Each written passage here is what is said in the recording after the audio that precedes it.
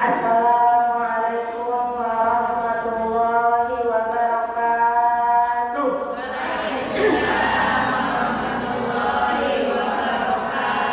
Sekali lagi ya Bu, yang kompak jawab salamnya, mudah-mudahan nanti kompak juga bisa ke Mekahnya, ke ziarah ke Madinahnya.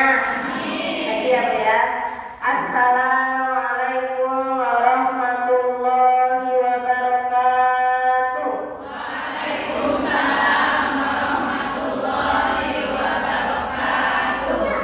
Alhamdulillah, alhamdulillahilladzi 'allamal Qur'an, khalaqal insana 'allamahul bayan, wassalatu wassalamu ala asyrofil anbiya'i wal mursalin, sayyidina wa habibina wa syafi'ina wa maulana Muhammadin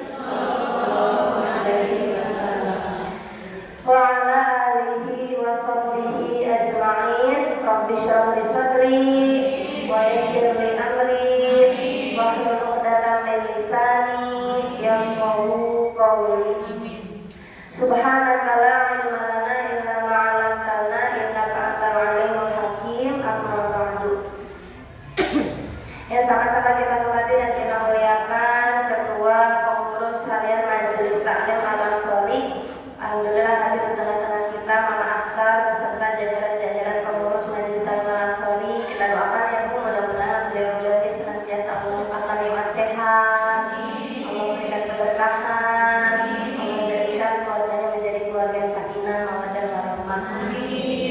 Ya, sama-sama kita hormati dan kita muliakan guru kita bersama Ibu Ustazah Yulidatul Mi'ah atau biasa kita kenal dengan Cikgu Alma. Kita doakan ya Bu, mudah-mudahan beliau senantiasa sehat, tambah barokah, keluarganya dijadikan keluarga yang sakinah, mawaddah warahmah. Amin amin ya rabbal alamin. Apa ya Kak? Yang insyaallah dimuliakan oleh Allah Subhanahu wa taala, yang dirahmati oleh Allah, ibu-ibu sekalian, segenap jamaah Majelis Taklim Al-Ansori yang namanya tidak bisa saya sebutkan satu persatu, namun tidak mengurangi rasa hormat dan ta'zim saya kepada ibu-ibu semua. Mudah-mudahan hadirnya ibu-ibu di sini Allah catat sebagai amal kebaikan ya Bu. Mudah-mudahan duduknya ibu di sini Allah jadikan perantara, jadikan wasilah urusan-urusan kita di dunia ini. Allah beri kemudahan. Suami-suami kita sedang mencari nafkah, Allah bukakan pintu rezeki yang halal, yang banyak dan berkah. Kemudian anak-anak kita yang sedang menuntut ilmu, Allah jadikan menjadi anak-anak yang soleh dan solihah. Amin ya rabbal alamin. Ibu-ibu gimana kabarnya, sehat? Luar biasa. Allahu Akbar. Ibu, kaifa halukum an? Bi khair, alhamdulillah ya. Kaifa halukum an? Bi khair, alhamdulillah. Jadi kalau ziarah ke semua orang Arab nanya aja, kaifa halukum an? Gitu. Sobahul khair, sobahul nur, gitu ya. Sobahul khair. Iya, selamat pagi. Kalau tapi sehat ibu-ibu semua ya Bu ya. Alhamdulillah, setelah 2 minggu kemarin banyak kegiatan ya Bu, dari ziarah terus maulid Nabi Sallallahu Alaihi Wasallam. Alhamdulillah kita kembali ke rutinitas pengajian sebagaimana biasa. Selanjutnya sebelum kita mulai, saya pribadi sebelumnya kemarin karena ada ngasih sambutan ya Bu ya, walaupun udah terlambat mau mengucapkan terima kasih banyak ke ibu-ibu semua. Masya Allah ya Bu ya, kemarin itu maulid niatnya udah gede-gedean ya Bu ya, tapi ternyata baru ngedata aja udah ramai semua ya Bu, udah meramaikan, memeriahkan. Mudah-mudahan kebaikan ibu-ibu semua, baik itu banyak menyumbang dari segi tenaga, materi ya Bu ya, dan lain-lainnya, Allah balas ya Bu sebagai pahala yang berlipat ganda. Dan mohon maaf kalau memang kondisinya maulid kemarin hanya sederhana ya Bu ya. Mudah-mudahan nanti di tahun yang akan datang Al-Ansori bisa tabligh akbar. Amin ya Bu ya. Selanjutnya ibu-ibu, mari sama-sama kita mulai pengajian fikih kita, kitab Safinatun Najah. Ibu-ibu yang belum memiliki kitab, alhamdulillah hari ini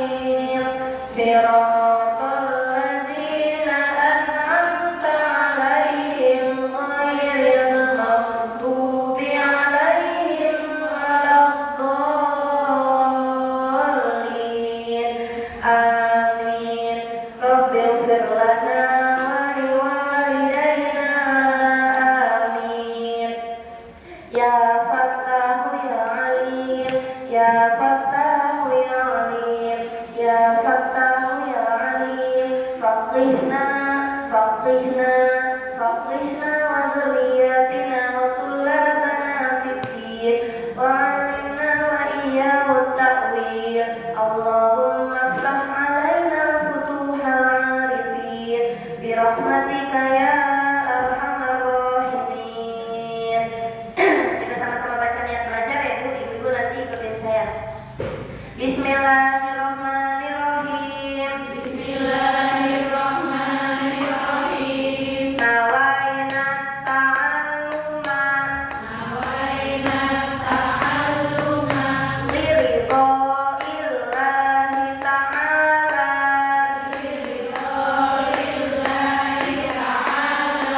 wa liizalatil jahli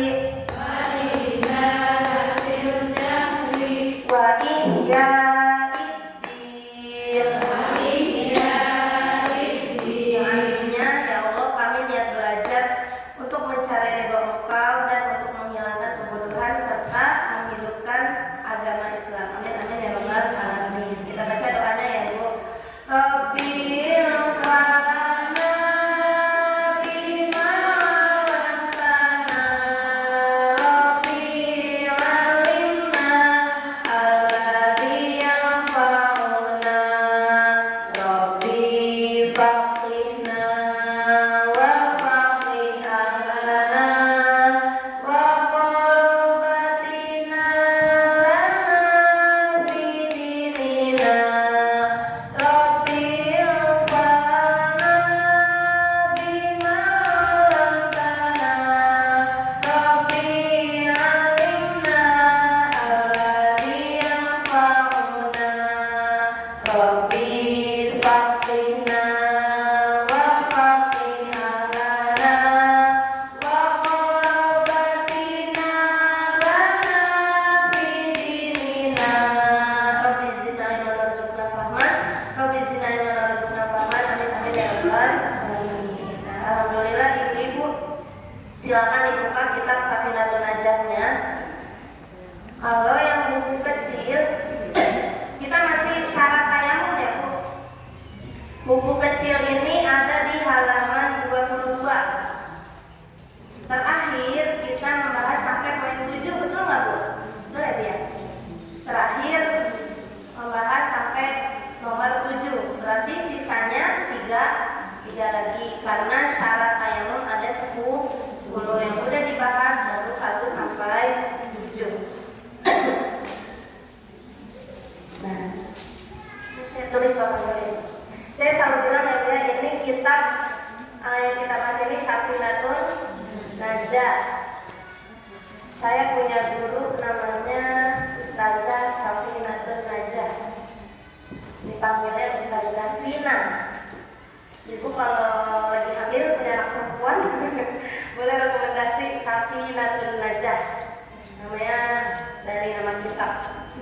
Nah, Safinatul Najah ini kitab fikih paling dasar. Jadi memang sebelum ibu mau naik level ke Fathul Qorib, Fathul Mu'in, Qodo yang Mu'asiroh, Fathul Mazahibul Arba'ah, kitab Al-Qum, kitab apa lagi Bu, dan kitab-kitab fikih yang lain, ibu sebaiknya menghatamkan Safinatul Najah dulu, biar nggak kaget gitu ya Bu. Karena Safinatul Najah ini pembahasan fikih dasar yang ringkas, jadi mudah dipahami. Karena nanti kalau udah naik ke Fathul Qorib itu akan ada qaul rajih, ada qaul akhor, itu istilah-istilah fikih yang menyebutkan tentang perbedaan-perbedaan mazhab atau pendapat di ulama-ulama lain. Kalau Safinatul Najah udah satu aja, ya Bu ya. Kalau udah naik Fathul Qorib udah qaul akhor, wa illa fala, wa rajihu, ada kalimat-kalimat yang kalau dipelajari sama orang yang belum mempelajari ini puyeng.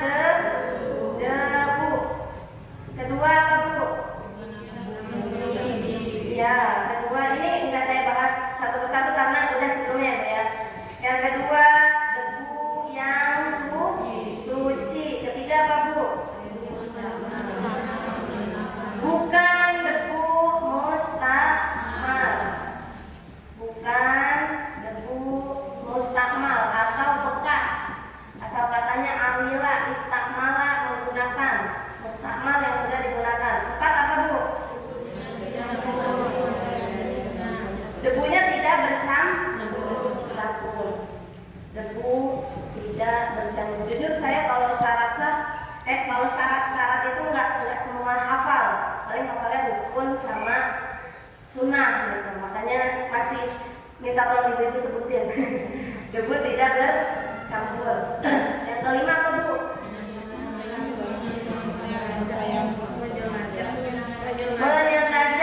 Menyengaja bertayamum. Jadi bukan serta merta kena debu nih, udah tayamum enggak, tapi memang dari awal menyengaja bertayamum. Yang keenam apa Bu? Apa kok? Coba aku baca apa? Oh, mengusap wajah dengan 2 pukulan ya, saya ringkas aja ya Bu ya.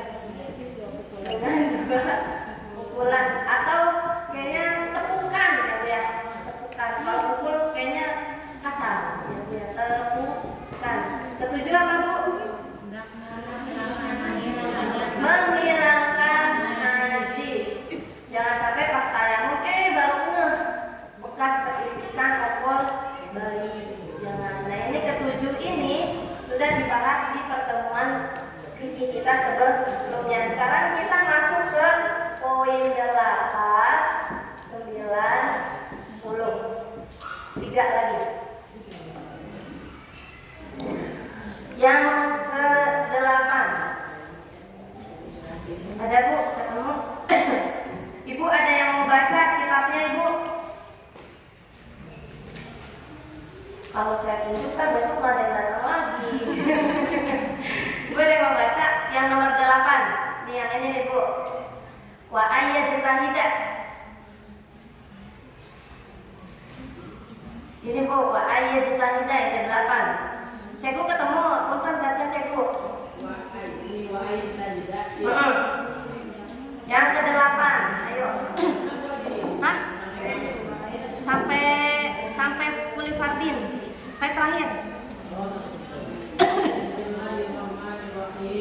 Wa ayyajtahidah fi qiblati qablahu wa ayyakuna tayammum ba'da dukhulil waqti wa ayyatayammama li kulli fardin.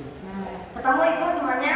Nah, Ibu kalau bisa dinomerin itu bahasa Arabnya juga ya. Ke-8 ayyajtahida fil qiblati qablahu. Nah, Ibu kalau belajar nahwu shorof an itu menasokkan, memfathahkan. Jadi huruf fi'il setelah an pasti fathah. Makanya ayyajtahida bukan ayyajtahidu, bukan ayyajtahidi, tapi ayyajtahida. Yang ke-8 ayyajtahida fil qiblati qablahu. Orang yang bertayamum, syarat orang yang tayamum harus berijtihad menentukan arah kiblat. Apa makna ijtihad? Asal katanya jahada yajhadu. Jahada yajhadu apa? Sungguh. Makanya ada disebutnya jihad fi sabilillah. Bersungguh-sungguh membela agama Allah, atau bahasa ringkasnya perang. Jihad fi sabilillah, karena orang yang perang pasti sungguh-sungguh supaya menang. Para sahabat pada masa Rasulullah jihadnya melawan orang kafir. Kalau kita jihadnya melawan siapa Bu? Iya, melawan nafsu lebih berat. Makanya disebutnya di sini ayyajtahidah, berijtihad. Berijtihad itu apa Bu? Asal katanya jahada yajhadu, sungguh-sungguh. Masukkan huruf tambahan ijtahada. Ada 2 huruf, alif sama ta. Ijtahada yajtahidu ijtihadan wa mujtahadan fa wa mujtahidun ijtahid la tajtahid majtahidun ijtahadun. Ketemulah arti katanya bahwa orang yang bertayamum ini harus sungguh-sungguh dalam nyari kiblat. Jadi apa Bu? Sebelum Ibu tayamum, Ibu pastikan kiblat ada di mana dulu.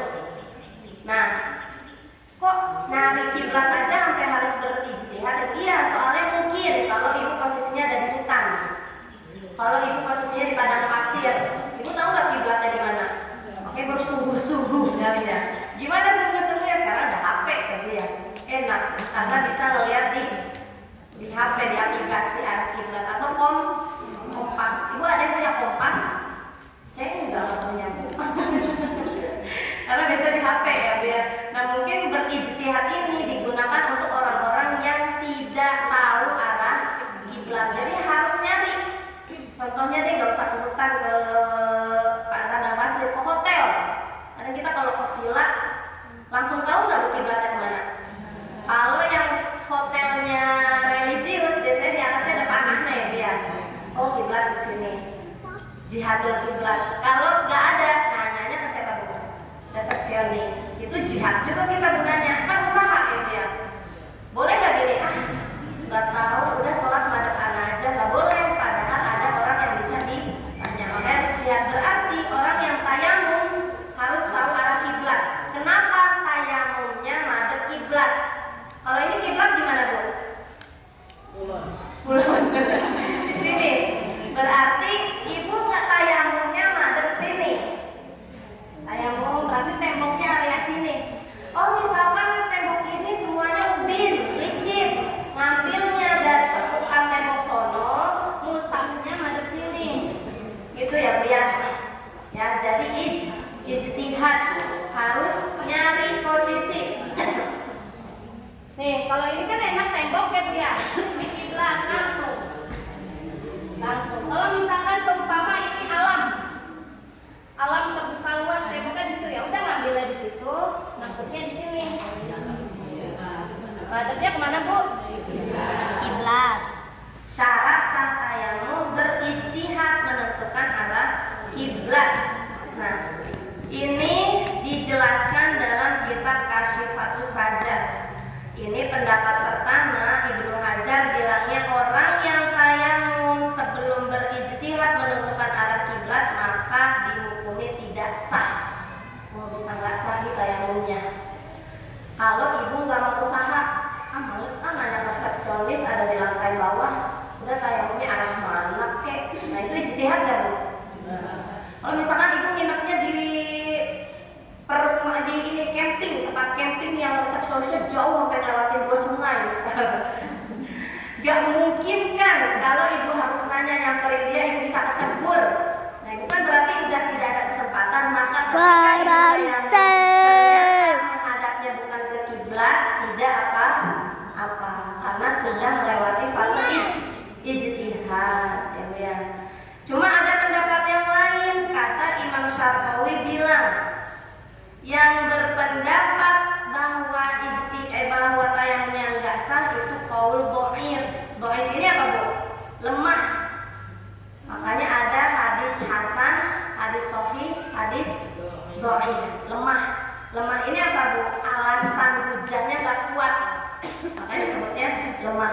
Makanya ibu kalau ada santunan yatim piatu dan du'afa, asal katanya dhaif. Dhaif itu satu orang, du'afa orang banyak. Du'afa lemah apanya Bu? Bisa lemah fisiknya, bisa lemah keuangannya. Kalau qaul dhaif berarti perkataan yang lemah, yang dalilnya kurang kuat. Ini perbedaan ulama biasa ya Bu ya. Ada yang berpendapat ini kalau tayamum enggak madhep kiblat sah, tidak sah. Ada yang berpendapat tidak apa-apa. Nah, cari amannya gimana Bu kalau kita ngambilnya? Selama kita bisa tahu arah kiblat, lebih baik menghadap kiblat. Kalau misalkan udah usaha, udah nelponin semua resepsionis, ternyata semuanya non muslim. Tapi non muslim juga kayak tahu arah kiblat ya. Arah barat gitu, nanyanya jangan kiblat, arah barat. Tapi kalau memang tidak memungkinkan untuk mengetahui ibu udah usaha apa ya, udah usaha, dan itu tidak memberatkan ibu untuk bertayamum. Itu nomor 8 jadi itu ya. Syarat tayamum kita berijtihad menentukan arah kiblat. Sekarang yang ke-9. Wa ayyakuna tayamum ba'da dukhulil waqti. Nah, yang ke-9 syarat tayamum orang yang mau tayamum itu apa Bu? Bertayamum setelah masuk waktu sholat. Gimana cara tahu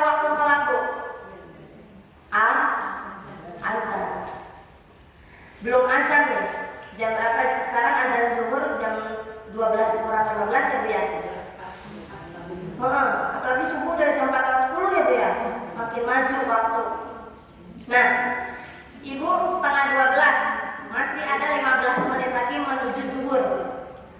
Ternyata di Mega Regency semuanya kekeringan. Itu setengah 11. Entah bagaimana ceritanya itu kekeringan dari subuh air mulai nyala. Hitung ya biar 40 rumah ke kanan kering, 40 rumah ke depan kering, 40 ke belakang kering, 40 ke kiri kering. Kenapa patokannya 40? Karena orang zaman dulu sebelum ada kendaraan kayaknya jarak maksimal 40 rumah lah jalannya. Kalau misalkan ibu udah 40 rumah nih, kayak misalkan saya di blok C, hitunglah ke kanan, ke kiri. Apa nggak buka SD 40 rumah? Enggak ya, kan nggak mungkin saya jalan buka SD nyari air, nggak mungkin kita ya. Makanya jaraknya 40 rumah kanan, 40 rumah kiri, depan sama belakang. Ya Bu ya. Jadi 40 rumah. Nah, setengah 12 ibu udah ngecek 40 rumah itu kering. Terus ibu langsung memutuskan untuk tayamum. Boleh nggak Bu? Nggak, harus nunggu sampai azan berkumandang. Harus nunggu azan ya Bu ya. Kalau masih setengah 12 kurang. Azan kan jam 11.45.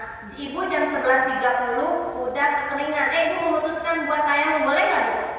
Nggak boleh. Ternyata pas azan pam nyala, batal tayamum ibu. Itu ya Bu ya. Harus nunggu azan dulu. Jangan sampai ibu nunggunya sampai ntar aja lah. Sholat zuhur kan jam berapa Bu? Jam 11.45. Ntar deh nunggu air nyalanya sampai setengah 3. Jangan. Itu mas sekalian. Ntar aja lah, bentar lagi juga paling air nyala. Karena nanggu, keburu asar. Kalau kita belum meninggal, ya Allah, gara-gara ngintip air pam. Kan nggak mungkin dosanya ditanggung sama orang pam ya Bu ya. Makanya tayamum sudah sah berlaku ketika azan berkumandang. Azan zuhur nih Bu, Allahu Akbar, ya masih kering, belum ada. Karena enak di grup ya Bu ya. Bu sampai air nyala. Nah, zaman dulu kan nggak ada ya Bu ya. Sekarang enak bisa naik motor numpang ke masjid atau ke tempat-tempat yang ada air. Dalam zaman sekarang, zaman dulu nggak ada, susah. Ketika azan udah berkumandang kering, ibu boleh tayamum. Ibu udah sholat, nyala air. Sah nggak tayamumnya Bu? Bengong ya? Sah, udah jangan ragu lagi Bu. Nanti kalau kayak gitu ibu, sholat nggak ya? Ntar air nyala lagi. Sholat nggak ya? Ntar ibu sholat mikirin air aja selama 4 rakaat. Ketika udah azan air masih nyala, ibu tayamum udah sah. Mau ntar air nyalanya setengah 2 kek, jam 2 kek, setengah 3 kek, udah nggak usah diulangi sholat wudhu lagi, sholat lagi. Jangan diulangi ya Bu ya. Kalau sudah azan berkumandang, itu yang ke-9. Itu kalau sholat fardu. Kalau sholat fardu ditentukannya dengan azan. Sekarang kalau sholat sunnah, sholat sunnah nentuinnya gimana? Tayamumnya. Kalau sholat fardu ada patokan-patokannya. Nah, ibu catat. Pertama ada waktu fadilah. Waktu fadilahnya apa? Waktu yang sangat-sangat utama. Makanya ini ada nama fadil. Asal katanya fadilun, fadilah gitu ya. Artinya kemuliaan atau keutamaan. Makanya ada afdolul dzikri. Fadil kan utama, afdolul dzikri paling utama. Afdolul dzikri, dzikir yang paling utama apa Bu? La ilaha illallah. Yang pertama waktu fadilah. Apa itu waktu fadilah? Waktu sholat teng banget azan. Siapa orang yang Allahu Akbar udah siap depan saf pertama, itu dia mendapatkan pahala waktu fadilah. Kan kita sering dikasih tahu ya Bu ya, kalau barisan paling depan pahalanya segede unta apa sapi Bu? Unta. Barisan kedua apa Bu? Sapi. Barisan ketiga kambing. Keempat ayam. Kelima keenam ampela. Sisa-sisanya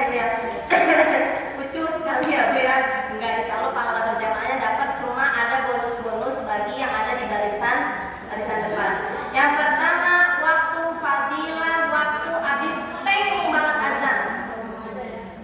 Azan selesai, ibu baca doa, langsung sholat, berarti ibu dapat pahala sholat di awal waktu atau waktu fadilah. Yang kedua, waktu ikhtiyari.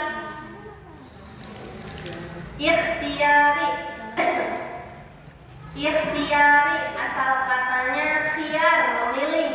Ikhtiar, pilihan. Makanya kita nggak boleh doa doang, tapi juga harus ikhtiar, berusaha.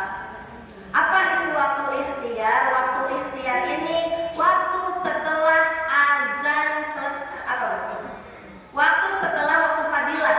Kalau waktu fadilah kan habis azan langsung sholat. Ikhtiari mungkin beda 10 menit atau 15 menit setelah azan. Pahalanya juga besar, tapi tentu lebih besar waktu fadilah. Yang kedua, waktu ikhtiari. Yang ketiga, waktu jawaz. Nah, jawaz asal katanya jaza, ya juzu, jauzan, wa majazan, wa jaizun, wa dzaka majuzun. Apa itu waktu jawaz? Waktu yang boleh. Masih boleh nih. Masih jam setengah satu masih boleh nggak sholat zuhur? Masih boleh. Kalau jam setengah 4, nah udah beda lagi, udah bukan jawaz lagi. Gitu ya, Bu ya.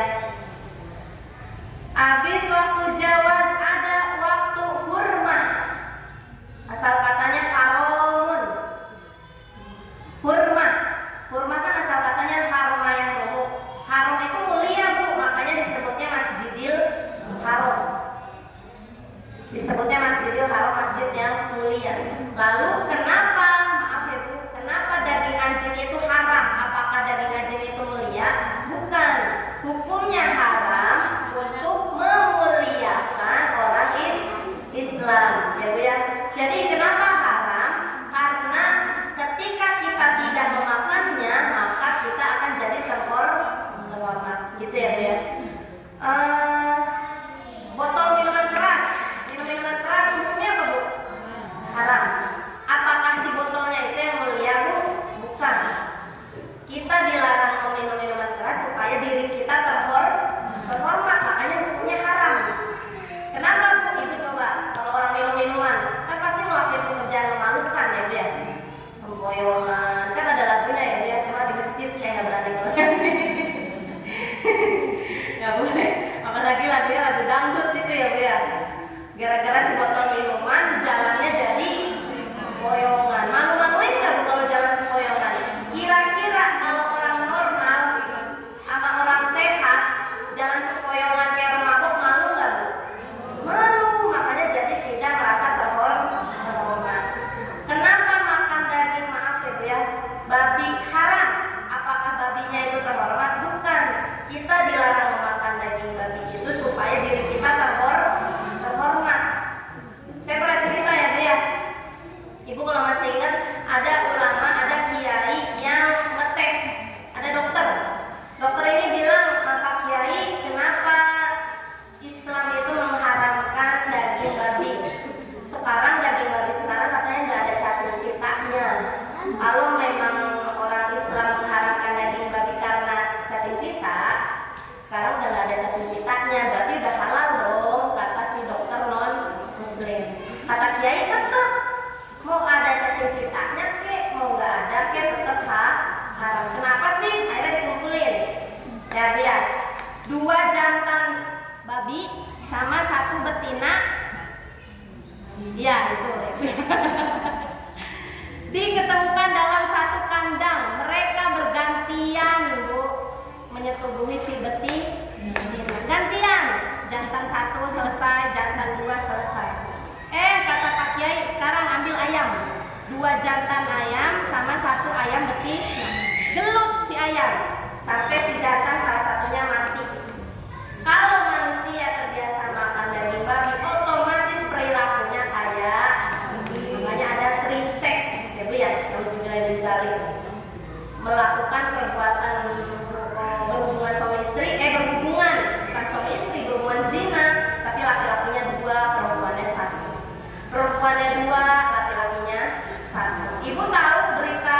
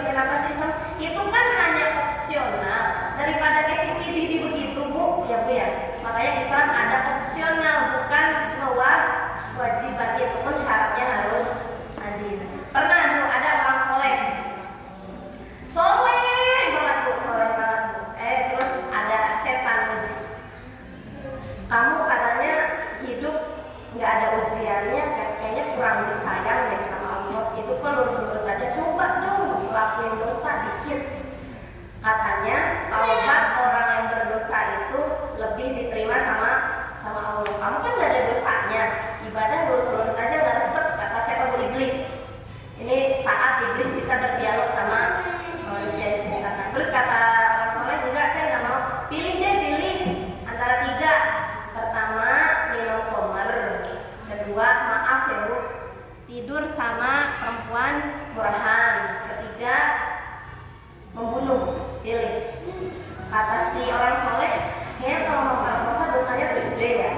Jangan deh, kayaknya kalau membunuh dosanya gede juga. Ya udah deh, minum khamr aja. Akhirnya orang soleh ini pengen bertaubat lewat jalur ngelakuin dosa dulu. Padahal sebenarnya manusia juga pasti banyak dosanya ya.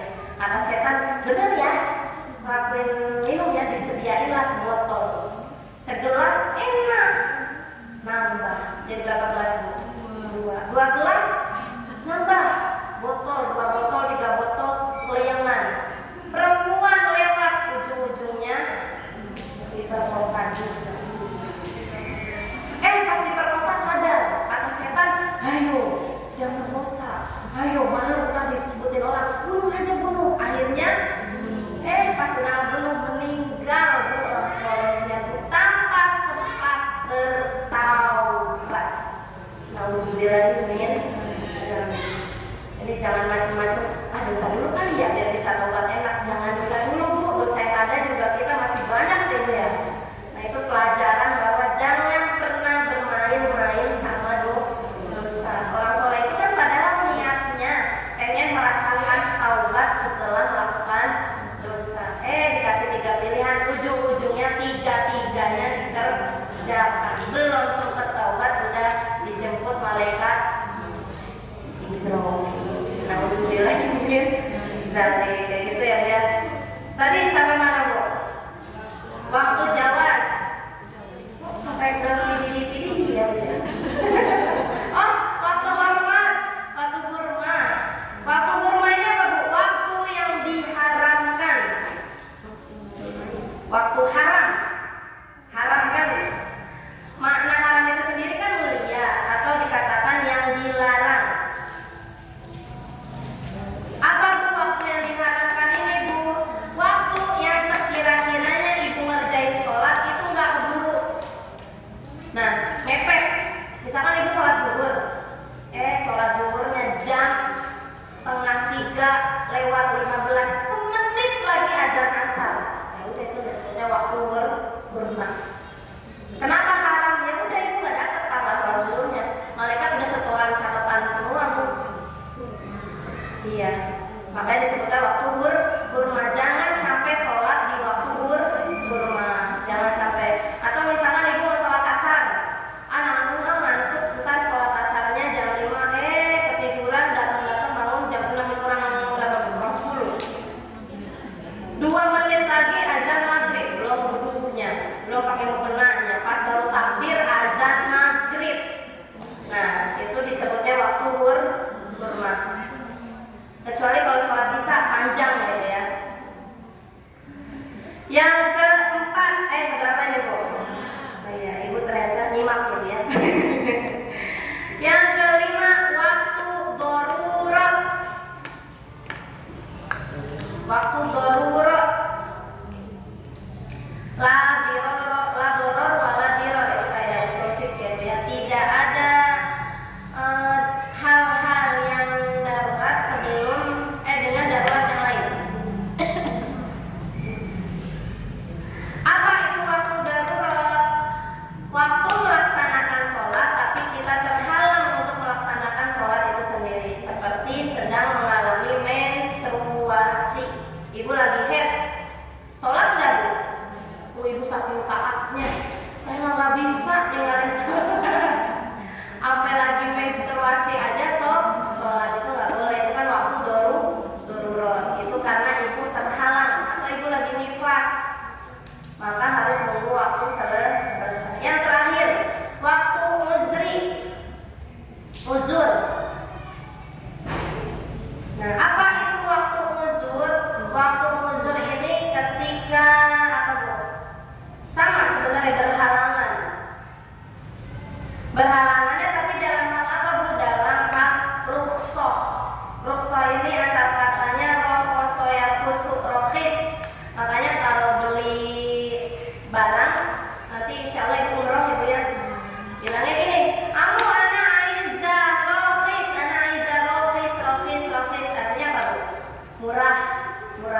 Tapi gue sekarang nggak usah khawatir, orang Arabnya aja nggak bisa bahasa Indonesia, ya.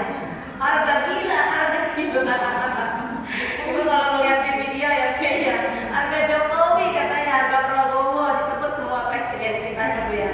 Iya, orang Arabnya juga udah bisa ngomong bahasa Arab. Ibu udah ngapalin deh. Oh, mau beli emas 2 kilo harganya. Abu katanya boleh nggak alaf real? Hah? 1.000 real kan orang Arabnya, karena orang Arab udah bisa bahasa Indonesia. Kenapa orang Arab bisa bahasa Indonesia? Karena 70% jamaah umroh itu dari Indonesia. Insya Allah ya. Tiap minggunya pasti ada keberangkatan ke Madinah. Bridging ya Bu ya. Kalau negara-negara Arab lain saya perhatiin ya Bu ya, kayak Mesir, kan mereka cuma 2 jam kalau naik pesawat. Ada tuh dinner travel, nggak ada. Di Mesir kali ya, ayo umroh bersama traveling. Di Mesir nggak ada Bu. Kenapa Bu? Karena mereka biasa pribadi ya, jalan aja kayak kita ke Jogja, kayak kita ke Bali. Kalau di Indonesia kan subur makmur jaya sentosa ya dia travel. Dari yang mulai kecil, dari yang mulai gabung sama yang yes. Kalau di Mesir negara-negara Arab nggak ada. Makanya orang Arab di sana senang belajar bahasa Indonesia. Kadang Bu ya,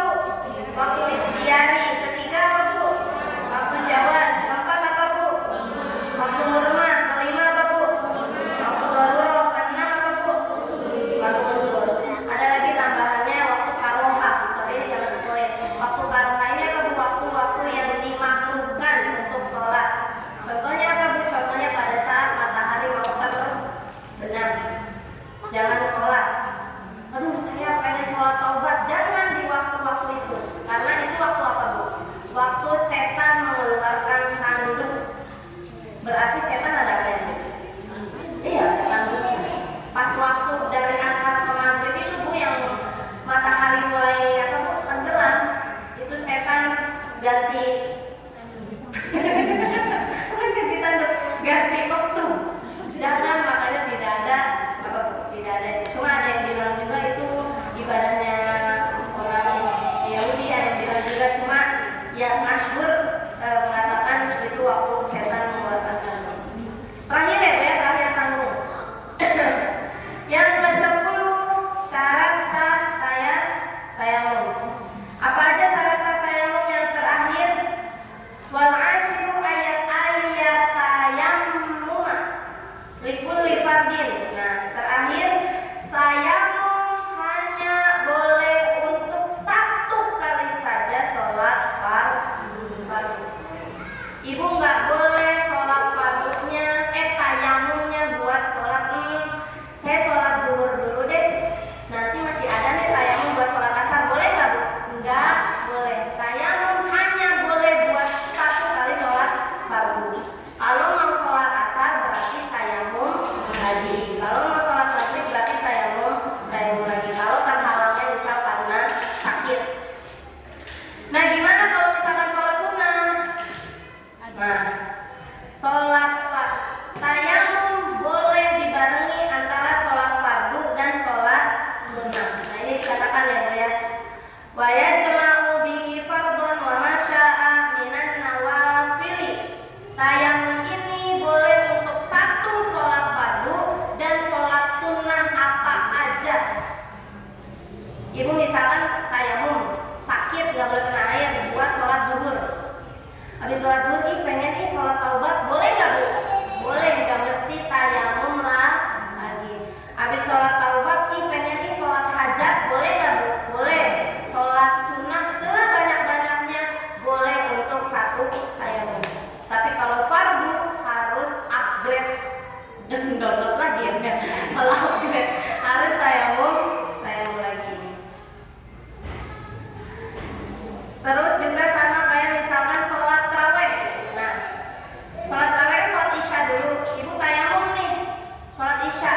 Habis sholat isya, sholat tarawih tayamum lagi nggak Bu? Kalau sholat sunnahnya, kalau saja tayamum ini hak untuk tiap-tiap sholat sunnah, orang males. Ya nggak sih Bu ya? Baru fadlu minallahi ta'ala. Nabi Muhammad kata bilang gak ada yang mau ya Bu ya, pasti ya. Kan selama ini kita berapa 20 rakaat 10 kali salam. Nah, sekarang gimana tayamumnya perempuan yang haid? Bersih. Baru tayamum aja udah banyak. Iya, banyak Bu. Makanya jangan pernah mengatakan, ih ngapain sih bermazhab? Saya mah nggak ada mazhab-mazhab. Salah. Untuk belajar mazhab biar kita tahu nih pegangan mana, karena batas kemampuan kita terbatas. Mau saingan sama Imam Syafi'i Bu? Kan nggak mungkin ya Bu. Imam Syafi'i 7 tahun udah hafal Quran. Kita 7 tahun masih main bekel kayaknya ya Bu ya. Jadi jangan ada pendapat yang mengatakan saya nggak mau bermazhab, nggak boleh. Karena kita harus punya pegangan nih. Kalau misalnya Ibu sekalian, mari sama-sama kita akhiri dengan pembacaan surah Al-Fatihah. Kalau hadinya dia wala kulli niyatin shalihah ila wajhi Nabi Mustafa Rasulullah sallallahu alaihi wasallam. Al-Fatihah.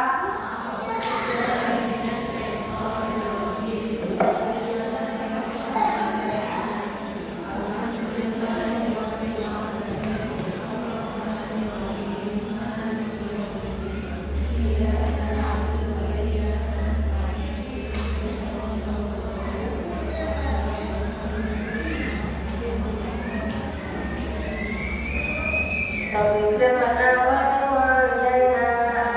Amin. Kita tutup dengan doa ya. Bismillahirrahmanirrahim. Alhamdulillahirabbil alamin.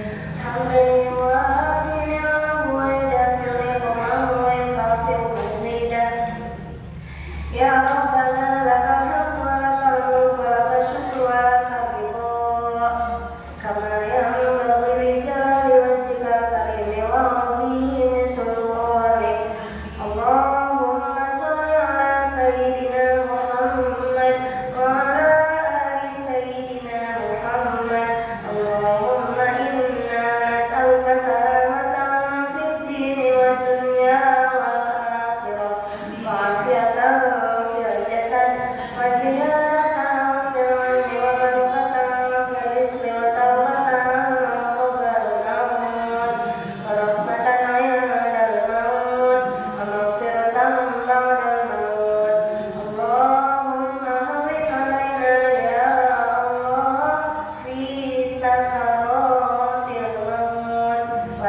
والنجاة من النار والعفو عن اللسان اللهم يا ميسر يسر ويا مدبر دبر ويا مسهل سهل سهل علينا يا الله واسر بجاه البشير النذير اللهم اجعل أولادنا يا الله sebutin ya Bu nama anak masing-masing. Ya Allah, tolong jadikan anak-anak kami yang bernama